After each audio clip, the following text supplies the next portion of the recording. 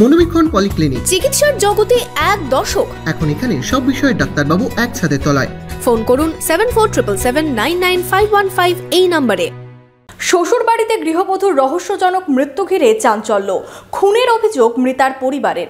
রেজিনগর থানার তকিপুর পশ্চিমপাড়া এলাকার ঘটনা। এই ঘটনায় মৃতার শাশুড়িকে জিজ্ঞাসাবাদের জন্য আটক করেছে রেজিনগর থানার পুলিশ।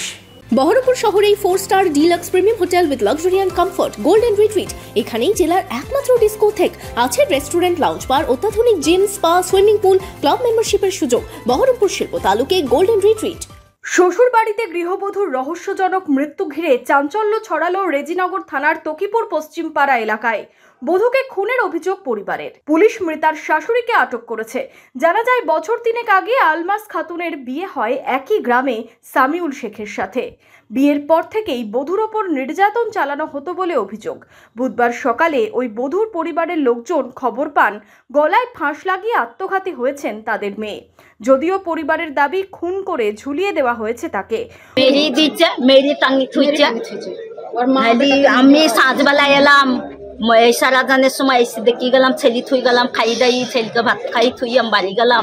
তখন তো আমার বিটে বুঝলো না যে আমাকে বাড়িতে জামাই ছিল, বিআইন ছিল, বিআই ছিল, সবাই ছিল।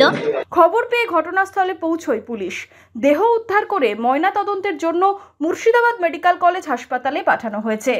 পুলিশ মৃতার শাশুড়িকে আটক করেছে জিজ্ঞাসাবাদের জন্য। আমি শ্বশুর বাড়িতে ছিলাম, আমার বোনকে মেয়েরে টাঙিয়ে দিয়েছে।